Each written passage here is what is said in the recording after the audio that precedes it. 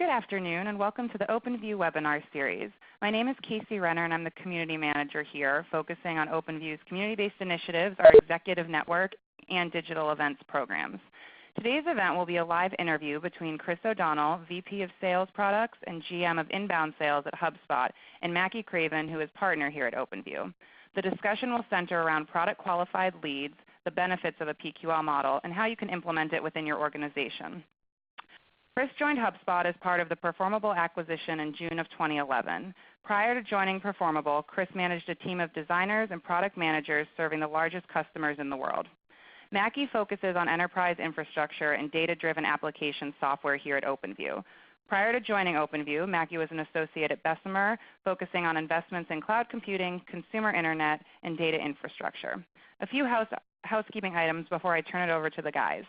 We will open up Q&A to the audience at the end of their discussion. As questions come up, please feel free to use the chat feature at the bottom left of your screen. We'll try to get to as many as possible. The recording of this event will be sent out tomorrow, so keep an eye on your inbox for that, especially if you need to drop off early. All that being said, Mackie and Chris, I'll turn it over to you guys to talk PQL. Thanks, Casey, very much for the introduction. Getting started, one thing I'd love to know, Chris, is if you could share a little bit more of your background and what you focus on today at HubSpot. Yeah, absolutely, and thank you guys so much for having me. What started as a fun, informal conversation with Mackie has turned into lots of interesting and more detailed conversations, and I'm excited to open it up to the community and hear their feedback on this. So first off, thanks for having me. So I'm at HubSpot. I've been here for about 5 years, came as part of the Performable acquisition, as Casey said. And the first part of that was leading a rewrite of the HubSpot marketing product, sort of to be ready to scale and through the IPO. And then starting about halfway through that, sometime in 2013, I started working on a new line of business for HubSpot next to the marketing market, building products for sales folks, and that has been the HubSpot Sales Chrome extension and Outlook extension, which was originally Signals, and then also the HubSpot CRM, which is a very exciting CRM, which is free. So I lead the product groups that work on those products and kind of very involved in the go-to-market around those products, which has been a very interesting adventure, and we've learned a lot, and I think we're going to talk a lot about some of those learnings from HubSpot and from other places as well today. Great. Thanks for the color. I mean, obviously we're all familiar with the idea of a marketing qualified lead, with a sales qualified lead. This idea of a product qualified lead is novel and certainly was a quite new concept to me. I'd love to hear a little bit more about how the idea developed, really, and what some of the key learnings were that led you to create this sort of new, potentially key metric when building a SaaS business. Yeah, I think there are a couple of things, a couple of different directions. One was sort of this arc from, starting with an email address on a form conversion, and then through what we think of at HubSpot as the customer life cycle, through those stages of becoming a lead, a marketing qualified lead, a sales qualified lead, and then an opportunity and a customer. That was traditionally how we kind of thought about it. And at the outset, you start defining leads, or a lot of businesses do, based on demographics. So is this person who's raised their hand maybe on the website filled out a form out, hey, is this person from the right kind of company? Are they a decision maker? Are they in the role that we typically sell to, and so forth? And you can do lead scoring and some algorithmic stuff to try to figure out if that's someone that you want to engage with. And then you get a click along that evolution, and you realize, well, it's not just their demographics, but it's also their behavior. So is this someone who has visited the pricing page 6 times and downloaded 6 ebooks? And we've learned across a lot of our customers that the number of form conversions that a lead has completed really is a good indicator of their interest, and also spikes in interest and all the rest of that. So that's sort of the second chapter, which is behavior and engagement with marketing content. And you can use those to prioritize, of course, those leads and passing those on to sales. We've discovered that there is, particularly overwhelmingly with free products that have a real strong free tier or offering, there's a different kind of lead, and it's one who engages with the product, has actually seen value, in the best case, out of the product, and then starts the conversation with the sales team based on that engagement. And maybe it's also mixed in taking into account some of that demographic info. But the key shift there is that it's somebody who is raising their hand or perhaps expiring on a feature, taking some behavior in the context of the product experience. Right? That's the big shift. It's less about engaging with content and more about engaging with the product. Is that kind of a decent working definition of the PQL for us? I think it is. I think it is, and sort of clearly demonstrates what some of the different characteristics or behaviors of what an MQL versus a PQL might look like. But that's, I have to say, it sounds a lot like freemium, and something you and I have discussed in the past are some of the key differences between, building a go-to-market model around PQLs and incorporating that into practice, and what many of us have known as a pure freemium model. Could you expand on that? Yeah, definitely. We put a lot of effort into a freemium model in the early days with our sales products and scaled it pretty well. And it was really interesting to innovate on how we marketed the product, how we did conversion, call to action to get into the product, obsessed about product activation and time to value. We innovated on how folks were serviced when they were on the product, the support model, and then focused on a touchless upgrade. And that was really the defining factor for us in terms of it being a freemium product, was one that had, on one hand, a very strong high-value free offering, like Dropbox and Evernote and sort of the pinnacles of or the icons in the freemium world, and also was one where all transactions for years were completely touchless. So that has wonderful advantages. You have a very low cost to acquire a user and so forth. The disadvantages, however, are that on a couple levels. One, it's hard to get much of an ASP. It's hard to drive the commitment in terms of the price point, and that can affect the unit economics, especially when you combine it with some of the laws of physics of this low price point freemium, things like card failures, where every freemium business I've talked to with a $10, $20 a month product has a massive problem with dunning and collecting on failed cards. Part of that for a business product is also that people switch jobs. And if in a given role for us, sales or even marketing or other roles, where the average tenure in the job is going to be under 2 or 3 years, well, that really affects the SaaS unit economics if you're going to lose that account on average in that period of time. So freemium was really compelling to us because we thought it was great that an end user, a human, would see this promise for a product, adopt it, have that promise fulfilled, and then only upgrade if they were really a fit for it. And the last thing I'll say about it is that the low price point and touchless sale, another downside of it is that it's very difficult to focus your persona, because it's difficult to get enough volume in that top of the funnel and using the product if your upgrade rates are going to be what they are in a typical freemium model. It's very difficult to go after just a specific role or kind of go-to-market pattern and particularly customer success and service pattern that works for the business. So what you do, if you combine all that, what it adds up to is you lose all the levers of an inside sales business, where you get to have a conversation, you can negotiate and find the right package, the right level of commitment, the right service agreement, the right onboarding and training, and all of that is a conversation where in the early days we tried to avoid that and focus on freemium, and we realized, well, geez, what if we were able to combine the best parts of those human interactions and the higher touch sale and service with the touchless adoption, right, and try to take the best of both worlds. So that's kind of how freemium and the PQL model are different, whereas the PQL model is going to actually try to use humans, salespeople and services people, bring them into the conversation in a way that helps the customer and helps the unit economics of the business, but still keep the P in the PQL is really comes from freemium, where we want to keep the touchless adoption patterns from freemium because, boy, they're great for the customer and they're also great for the vendor. Yeah, it makes a lot of sense. But how does the sales team end up engaging, and how does one define, when you expect a customer to perhaps sort of convert on their own, when a touch is required? what are the types of metrics or at least of behaviors that you track to really connect the sales and perhaps product teams, right, or product itself without a great deal of intervention of marketing? Right. It's a great question, and I think there are a lot of answers, and one of the things I'd love the folks who are joining us for this call to leave the call with is there are easy ways to get started. We can probably talk at the end about ways to get started with this, but this kind of pattern intimidated us and others, I think, for a while because it seemed like a massive systems project. Okay, so we have all these users in the product, and then how are we going to get them into the CRM, and what analytics are we going to use? Are we going to do trailing counts of activity, and is it demographics, and how do we get these in front of the right sales reps, and should we do territories? And all that kind of stuff was daunting.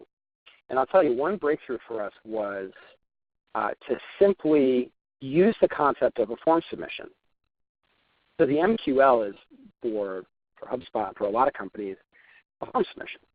It's a landing page where you say contact sales or get a demo, free trial, whatever it is. There's that moment where the user fills out a form.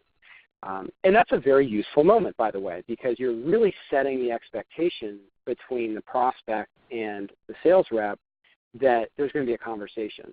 That's one advantage. The other one is that you can collect the information that you're missing. So if it's meant to be on the phone, the conversation ought to be on the phone, you can collect the phone number. And that sort of sets the expectation with the prospect that, geez, they might get a phone call and hopefully get the phone call quickly, as they would expect. And so the form submission was sort of the keystone for us in terms of everybody wrapping their head around this model. And we all looked at it and said, this isn't so scary anymore because all the systems work the same way, right? Whatever CRM, whatever marketing systems you're using, geez, they're going to be able to take a form submission and get that lead in front of a sales rep. It's just going to be a little bit of a different form submission. So the second piece of it, so the mechanics can be very basic. I think once you get more advanced, the idea, Constant Contact did this thing in the early days, as I understand it, where they would call their trialers and triple the conversion rates by proactively reaching out to their trialers. Very, very cool.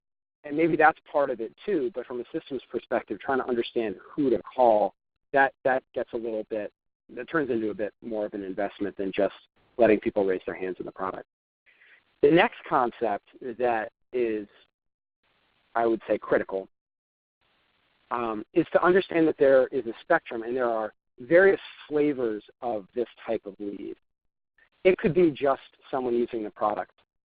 Some of the big West Coast companies doing freemium are really doing this, where they have a business tier and they look at the usage within an organization, and they'll go ahead and they'll reach out to some of the decision makers at the organization and talk about that usage and what some of the enterprise advantages might be for their higher priced tiers. That's one end of the spectrum.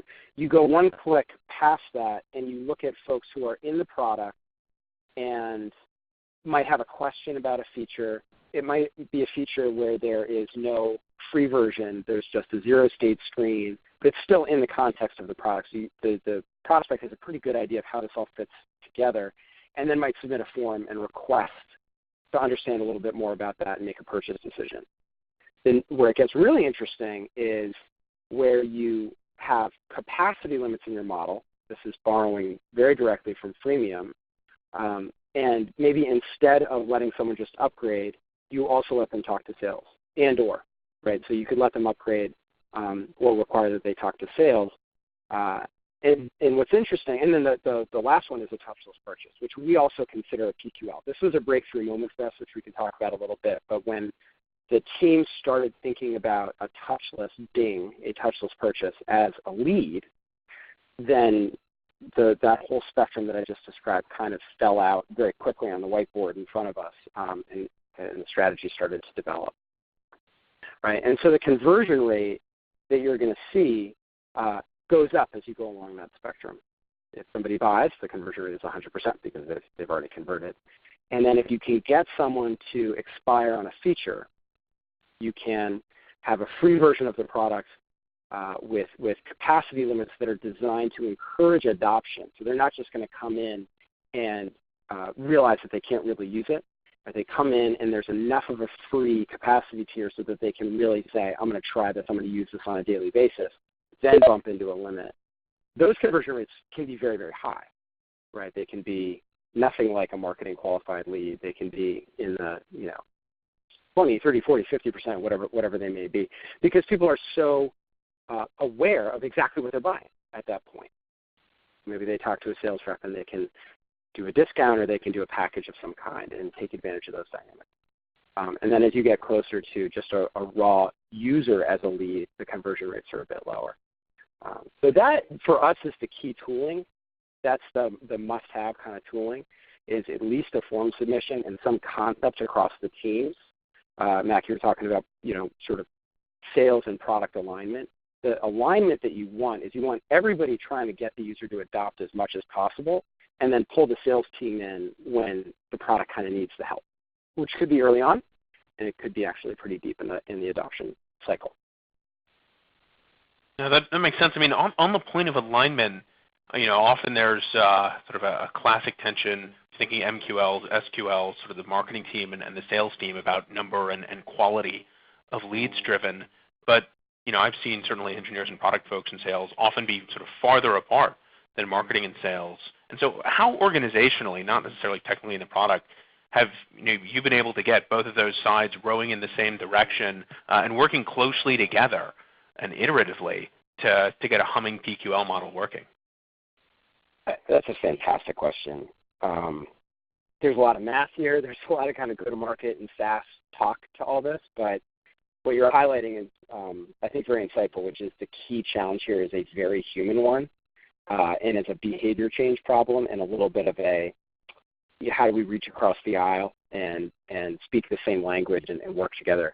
And sales and products often are not next to each other. As you say, it's would say uncommon for product and sales to, for example, have a lead SLA, whereas it would be very common for marketing and sales to have a lead SLA. And that was actually the genesis of a lot of the innovation for us, where this fellow Mike Peachy, who runs one of the sales teams here that I work with very closely, he and I were kind of unable to figure out how to do an SLA. And we said, look, these leads are coming out of the product, and we want to figure out, just like any good SaaS team that's growing, we want to figure out the right hiring plan and customer success plan here. What is that joint? What are we going to look at in the middle to say we're in good shape, we're going to have enough demand, whatever it is? And so I pushed back a lot. I was on the product side, and I pushed back a lot. And where I pushed back was very specifically around the volume of leads. So if you're a product manager and you're working on a SaaS product, really the last thing in the world you want to do is to turn that user experience into an ad, for lack of a better term, to sort of call it what it is. The product managers are passionate about people becoming successful with the product and using the product. And so that felt a conflict, and we spent some weeks trying to go back and forth on it. And the interesting thing was all the engineers and the PMs were very excited about driving touchless sales. And so they kind of had a couple reasons not to want to do this intermediary PQL model, because they said, look, we can build this product to the point where people can buy it on their own. The breakthrough for us was realizing that was exactly right, and that the sales team actually wanted that too. In the best possible world, the sales team is just calling into small touchless customers to try to grow the account. Wouldn't that be wonderful? And so we kind of worked back from there and went back to the product teams and said, look, there are parts of the product where you actually need Mike's team to help folks adopt, understand, and become successful with the product and purchase the product along the way. And so, well, that makes a lot of sense. That makes a lot of sense. So where we can get the touchless purchase, great. Where it's a bigger deal or the customer's more sophisticated, they want help. And it's actually great for the model to introduce that cost of sales because there's a return on it. Well, we'll have a language for doing that. And so the shift, in summary, was from lead volume to lead quality and value, really. So instead of looking at the number of leads we were passing to sales from the product, we gave ourselves credit for the conversion rate on those leads and the ASP, or the ACV, of those leads, and then put together some charts that basically said, look, here is the demand that we're creating up and to the right every month from these PQLs. And by the way, if you can get a touch listing, that's the fastest way that you can get value. And that alignment around value as opposed to quantity was a breakthrough. If you're encouraging marketers or product folks to drive just a volume of leads using a product, you will have a problem, right? You will have a problem. You will have ads on the login screen. You will have, stuff like that happens very authentically because that's exactly what you're trying to push. And by shifting to value, to kind of hammer this point home and saying, look, the conversion rate matters, and you get credit for higher conversion rate. Well, now the product team says, I may want to push that PQL moment as far back as possible. Maybe I really want them to see value on this because they're going to convert at a much higher rate. So that was kind of the big human breakthrough for us, and it's the anchor of a lot of our conversations. That's fascinating. It sounds like by driving this alignment, not only were you able to frankly push higher quality leads, but get an increasing amount of insight into what might be coming down the pipe, a week from now or a month from now, to be able to build the business around that. I mean, with that fantastic humming PQL engine going, do MQLs still play a role in your sales funnel? They do, and it's funny. We have this chart that shows us exactly what you're describing, where we can see, we can kind of see next month's sales by demand this month, which is pretty cool. And then it's gotten the PMs into the conversation, where the PMs, each of the teams has, an entry on a bar chart that shows how much of this demand is being generated, and it's kind of fun for them to jockey back and forth and to try to push it.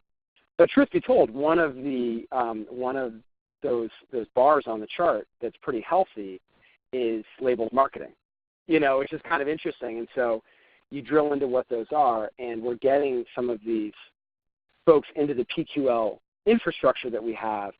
But what they're really converting right away, and so they're much closer to a marketing qualified lead. Arguably, they are a marketing qualified lead. So the first thing is the marketing qualified lead model fits into the reporting and fits into this whole culture very nicely. The two can coexist in one place very nicely. You don't kind of need to have one funnel over here and one funnel over there. And you can, by the way, look at the value of those leads and say, folks from this part of the website are very valuable when they convert with these types of questions on this form, and these other folks are really just want more pricing info, and it's very top of the funnel, and it's not too interesting. Here's the challenge. The challenge is, again, a very human one. There's a director of product here on my team, and he tells a great story about he's been here at HubSpot a long time, when he started hearing sales reps who'd come from other companies who weren't doing inbound marketing say, this is amazing that I'm talking to people who know about HubSpot and have filled out a form and downloaded content and engaged with us, and then when I reach out, they're delighted to talk to me, as opposed to my last job where I was cold calling or something like that. And this product manager is explaining that for the folks working in PQLs, it's that again, where they say, how are things going? Well, they say things are going great. I'm talking to people that are using the product. I could never go back to calling on a white paper lead.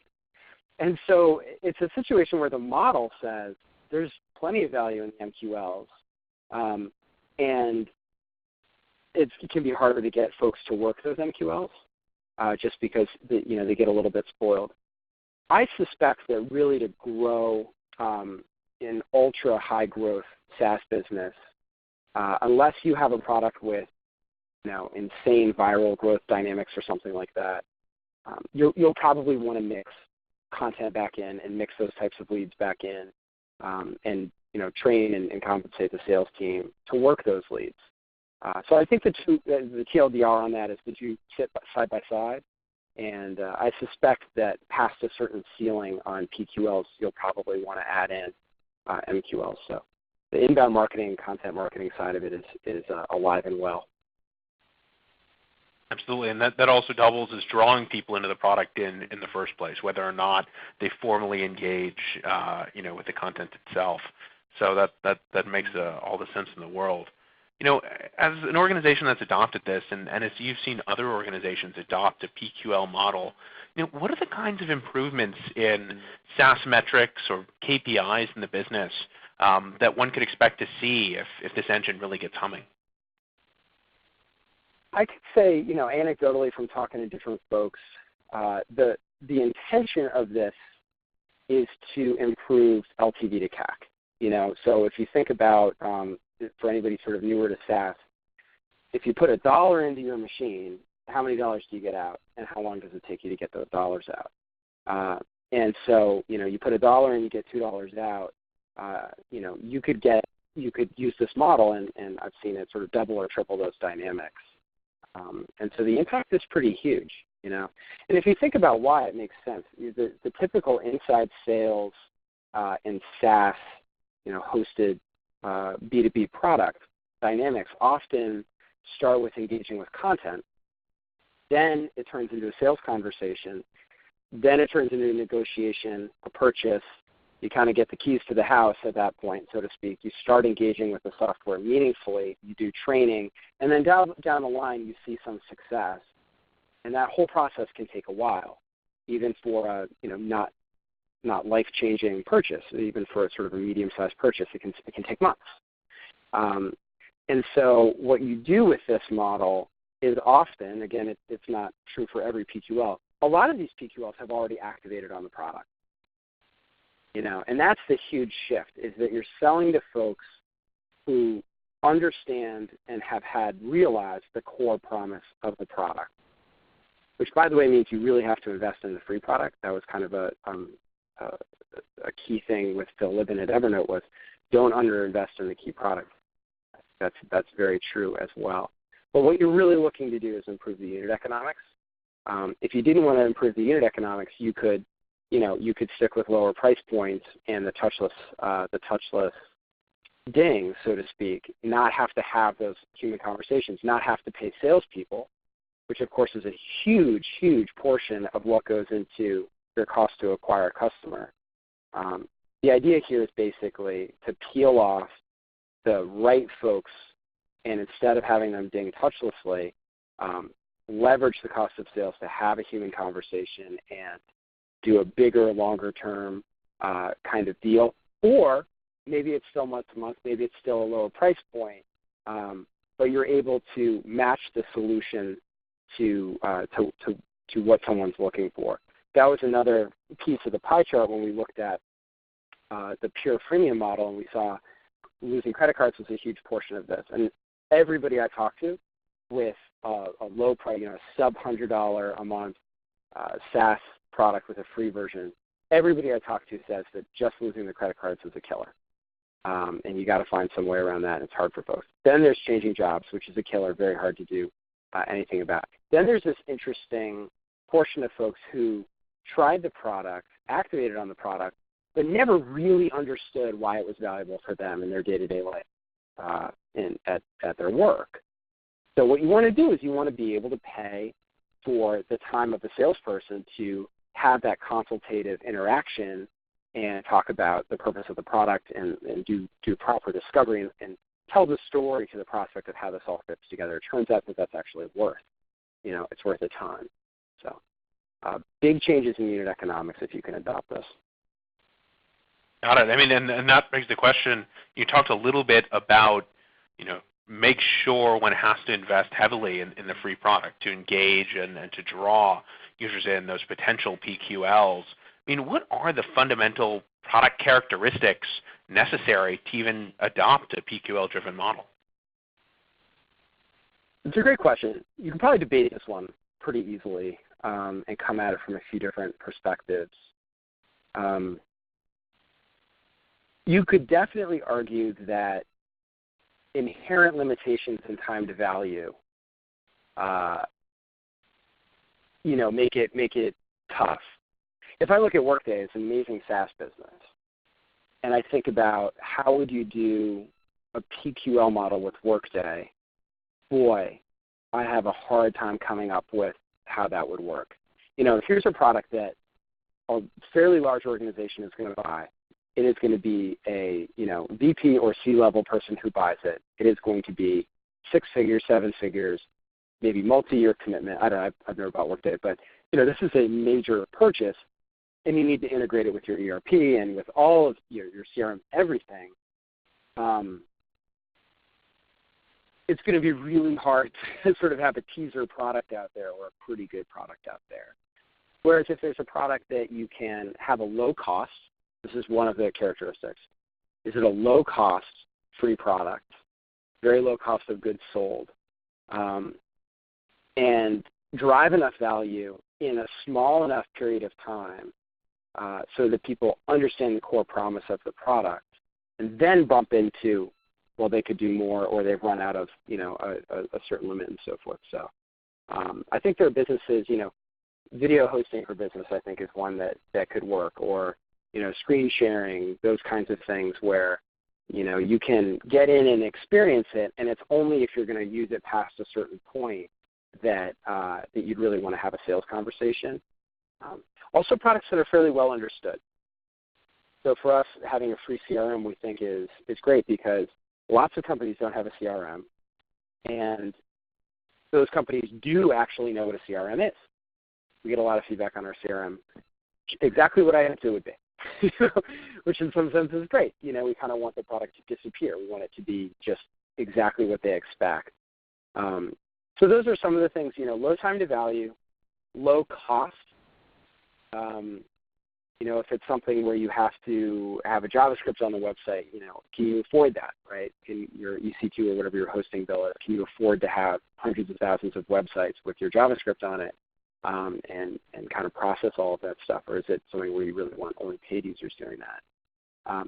And then a fairly well understood product where the value proposition is pointed enough to where someone knows exactly what they're getting even before they sign up. I think if you have those three things, then this could be a model that would really work for you. Got it. That makes sense. We talked a little bit earlier about instrumentation, right, and this idea of a form kind of being, or at least sort of the key principal innovation, and then one can evolve from there around triggering PQLs. If someone's thinking or in the process of building a product and is interested in this model, or maybe has already built one and is thinking about converting, can these things be done ex post facto, or do product managers need to design products with PQLs in mind from the beginning? Yeah, I don't think you need to design them from the beginning. I think when you come into doing pricing and packaging, which is a huge challenge in SaaS, I think it's just a massively difficult thing to get right, to know if you have it right and so forth. It matters more there than it matters in the technology, right? People kind of understand the rules. If you say, look, that you only had so many, widgets in the thing for free, and look at the pricing page. One learning that we have is that people really get that. They actually get that more than they get like a time trial. They'll say, well, I didn't really, my boss was away for 2 weeks, so can you extend my trial? There's none of the extend my trial stuff with with capacity. Just it's a funny psychological thing. People go, oh, that's exactly fair. So again, pricing and packaging, you probably want to wrap your head around how you're going to get this model to work. In the technology, it's if you're a fairly data-driven product team where you have a mix panel or amplitude or just kind of anything going on in there, that's going to give you something to work with. I'm definitely not doing this to overly plug our CRM, but I will say one really great thing. I talked to a SaaS founder the other day who is using our CRM and syncing a bunch of stuff into our CRM. What's cool about it is the HubSpot CRM appends data, so openviewpartners.com, I have you guys up in my Gmail from the CRM, and I can see the industry and employee count and, all of this great information is appended automatically. So that's a really neat thing to do too. So if you have analytics going and maybe you're using a CRM, ours or someone else's, that appends this data on the domain level, if you're selling B2B, then boy, you can do email nurturing, you can do all kinds of cool stuff and analysis over, who's using this and who's the target customer and what accounts are growing. We actually do that stuff really easily, very quickly and at a very low cost or even free. So that, I have to say, while we were building the product, we were using the product, and that was sort of a virtuous feedback loop where we realized we were kind of onto something. So the bottom line there is there's a lot you can do automatically. Whatever system you use, there's a lot that you can do at a fairly low cost automatically to enrich that data and understand who you're talking to. Some of the other stuff that we found very valuable was to do to sync into whatever CRM you're using, sync into that CRM trailing activity counts. So it's how many email templates have they created in the last 30 days. Boy, that's a really good indicator for the sales rep if they're going to talk to someone, to be able to see on a high level, this is the part of the product that they're engaged in, right? Or they PQL'd on this feature over here on feature A, but I see that they also have another person at the company using feature B. And again, you can get that at fairly low cost and sync that into whatever system it is that you're using already. And your reps are going to look at it and have a decent sense of what it means. We've found the training has been very seamless on that side. So if you want to get into, in our products we have 30, 40, 50 different little PQL points, and we look at them all independently. And we wrote, some tools there to easily be able to let people submit a form and auto-populate information in the background and that kind of stuff. But even that, which I would consider for us fairly sophisticated, was, a day or two of work. I really just encourage people to start to play with this world, and I think you'll kind of invent the tooling that you're looking for as you go. So you can definitely jump into it after the fact, as long as you have some basic marketing and sales systems in place, some basic analytics stuff in place, and of course your pricing and packaging allows and hopefully embraces this concept. That's really the deal breaker. Got it. No, and so to that point, how would you recommend an organization interested in experimenting, at least with PQLs, begin that journey? What's the first step, and how should they measure success as they go? So, awesome question. What you can probably do, I'm guessing that company you're talking about, that hypothetical company that wants to play with this, is a company that has a SaaS product and has, as I say, basic sales and marketing infrastructure. They're probably doing content marketing, maybe other stuff, and generating those MQLs. So you can literally clone your MQL form and think, well, what feature here in our trial, let's say, would we want someone to engage with us about and change the conversation around, hey, what is this thing? How does this work? And put that into your trial, put a link just to that landing page in the trial. So now you have your sales reps getting MQLs and then also getting this interesting lead that looks a lot like an MQL, has all the same information and everything because it's just coming from a landing page. But, what's interesting is the link to that landing page was actually they were using the product, and they stumbled upon this thing and they decided to raise their hand and start a conversation about the product. Then from there, the big jump is to think about if there's a slice of your product that you're comfortable giving away for free forever. Are you willing to move past the time-limited trial in some way? Definitely not right for everybody. For us, we like it. For us, we like that part of the Evernote philosophy, which is, geez, if we can have somebody use this thing for 5 years, when the time is right, I think Phil Libin says, life gets more valuable as you live it. And at a certain point, you become a paying user, and that I think is a good principle. So the first thing we need to do is just be able to take a lead on a landing page that came from the product somehow. And then the next jump is, all right, well, can we encourage people to use this product in some free capacity on an ongoing basis, And for that, just kind of this is getting product managey, but for any kind of product folks thinking about this stuff on the call, those features you give away for free ideally would not be ones where the user needed to be active to get value, but they could passively receive value. So for us, in the early days, we were doing email open notifications, which really fit that model beautifully. All right, cool. So it really fit the model nicely because it was something, once you got set up with it, it really just worked. And so you're kind of passively receiving that value. If it's a product that is going to send you reports or insights or monitoring your infrastructure, something like that, this could be a cool model because you have that free user and you can get them back in over and over and over.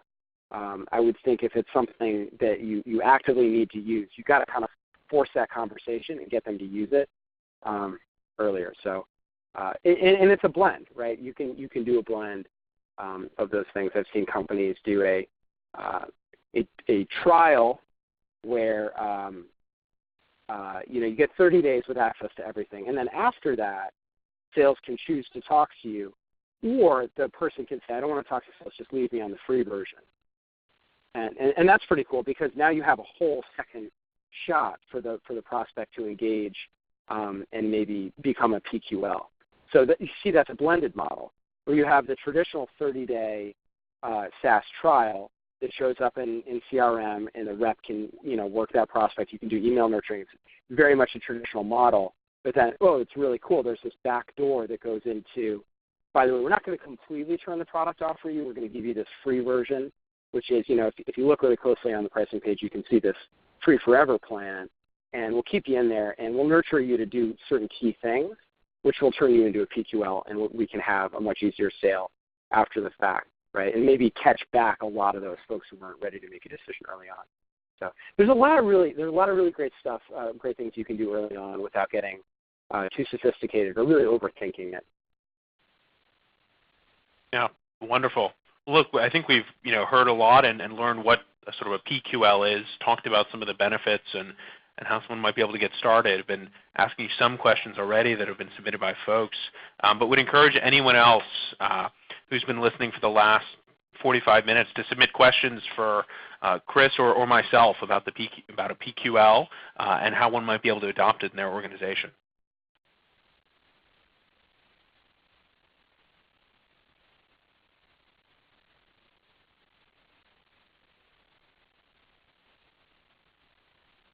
We have a silent audience today out there.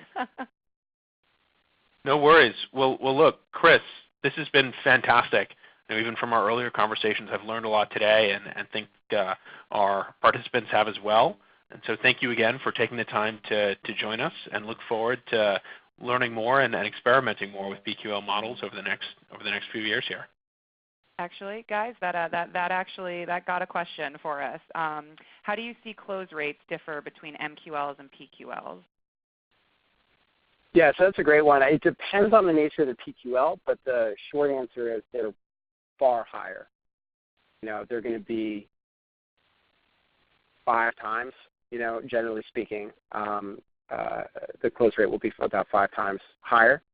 The trick is those higher converting PQLs, of course, they're precious gold. They're harder to get. You, by that point, have gotten however many at the higher part of the funnel to come in, adopt, activate, and then show further product interest. So it's a much more qualified lead. It's going to be a lower volume model for you probably that's going to convert at a higher rate as well. Great, thank you. What percent of PQL conversion comes from sales intervention versus upgrade? For self-upgrade. Interesting. So, from self-upgrade? So in our model, it's 60-40. Where 40% is touchless and 60% is touched by sales. And then it's really, we're not doing the reach out yet. We're not doing the constant contact, just call on trialers thing. So I think it'll change a little bit then. There are people who actually want the help, but aren't running into one of those PQL moments. So it'll be interesting, but that's kind of where we are. We're not picking and choosing the conversations quite yet, and I think that that'll be the next step function there. So it's kind of split. It's kind of split right now.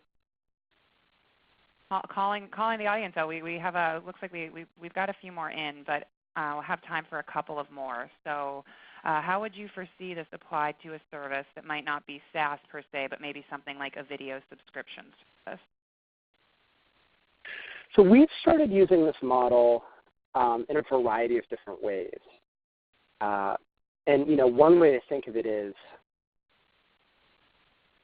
you have this cost of sales. You're paying a salesperson actually a good amount of money, right? That's one of the tough things about SaaS. That's some of the gravity in the SaaS model is that salespeople provide a service for which they're compensated, fairly heavily. So where are you getting the value out of that? And how are you kind of matching up? I want to apply this cost of sales to this user experience and this challenge that the prospect is having in a way that will provide a return. Does that kind of make sense? And so we've done one where certain types of support tickets, you can say, hey, look, we're happy to work through this with you. Here's a knowledge base article. You can make some progress on it yourself. Happy to do a call. And also, there's this white glove treatment where if you ever have questions like this, we're going to do whatever it is, a weekly call and make it kind of be your ops team on this one specific thing to help you out, because we've learned that a lot of customers really want that, And so that's an interesting application of the product qualified lead where it really is a PQL because the prospect is saying, hey, here's this thing I'm trying to do. I'd love some help, and the model will absolutely reward that conversation for happening. Right, so I think you can use it in a variety of different circumstances. Great. And last one, do you enact marketing programs to convert PQLs that abandon into MQLs? That's a great question. So let me restate that a little bit. You have people who are maybe free users who churn, or PQLs who don't end up converting, and do you nurture them back into the funnel, maybe with content? I don't believe we do. That's a very interesting play, and one that probably makes sense as your model grows. It becomes, you have a larger pool of folks who've tried your service and not stuck with it, and then that retargeting and remarketing provides a greater ROI over time. So I wouldn't be surprised if we took a look at that. I definitely know of folks who do that, and that's a great question. Great question. There are a lot of different places you can take this over time. Great. Well, thank you both for your time today. It was great conversation, great dialogue. To the audience, thank you so much for joining. As I said earlier, we will be sending out the recording tomorrow, so keep an eye out for that. If we did not get to your question, or you have a question that comes up once we re-listen to the recording or have some time to think on it, please let me know. I will work with Chris and Mackie to get it answered for you. You'll see their Twitters on the deck that we have. So please tweet, reach out to me, and we'll get those questions answered.